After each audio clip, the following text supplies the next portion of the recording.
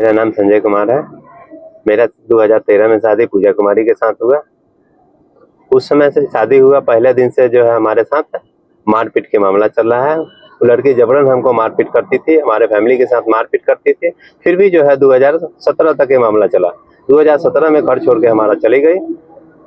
उसके बाद फिर 18 में फिर पंचायती हुआ, फिर वहाँ से पंचायती हुआ, फिर आई, फिर यहाँ मारपीट की, फिर यहाँ पे पंचायती हुआ, फिर रखा गया उसको। फिर माँ को मारपीट करके फिर चली गई हमारा घर छोड़ करके। उसके बाद 18 में हम कागज डाइवोर्स का केस फाइल किए। उसके बाद फिर उस पर जब प्रेजेंट हुई तो हमसे मेंटेनेंस चार्ज किए।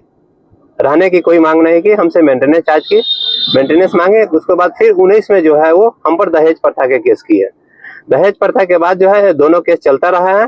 दहेज प्रथा में हमको जो है हाई कोर्ट से बेल मिला है। हाई कोर्ट का जजमेंट है कि आप डिस्ट्रिक्ट कोर्ट में जाकर के रिकॉन्सिलेशन या one time settlement mediation centre में जाइए। मीडिएशन सेंटर में 20 दिसंबर को जो है मीडिएशन सेंटर में फॉर्म भर करके हम भी लगाए हैं, वो भी लगाई है, जिसका डेट 6 फरवरी को मिला है हम लोग को कि मीडिएशन सेंटर में बैठिए, केस जो है आपका क्लियर किया जाएगा। उसके बीच में 25 तारीख को हमारे घर में गुंडा को लेकर के, लवंडा था, लेकर के घर में सीधा आकर के घुस गई, बिना सूचना का, बिना कुछ अति का आई।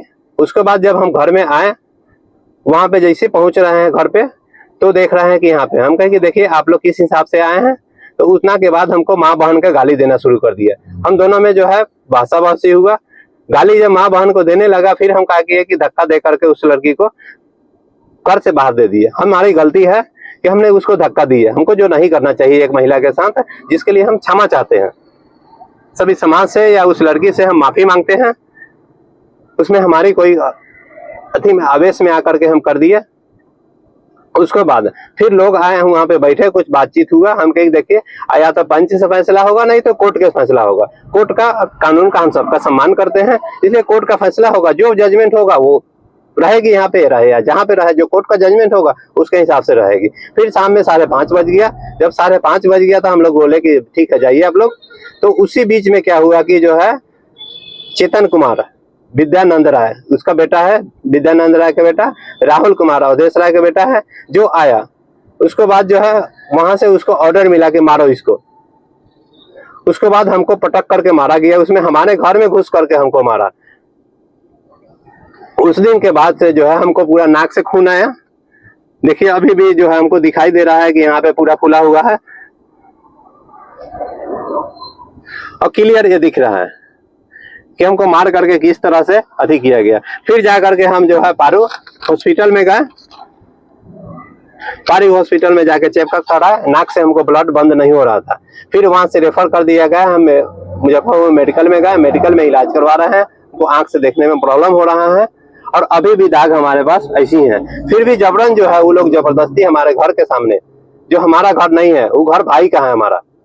हम तो जो है केस में सबसे उलझे हुए हैं, तो हम घर कहाँ से बनाएंगे? ना हमको कमाने दिया जा रहा है और नहीं हमको शांति से रहने दिया जा रहा है।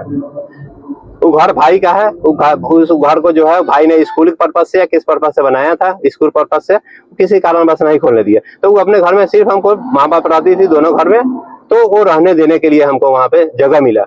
और वहां पे भी हमको शांति से नहीं रहने दिया जा रहा है।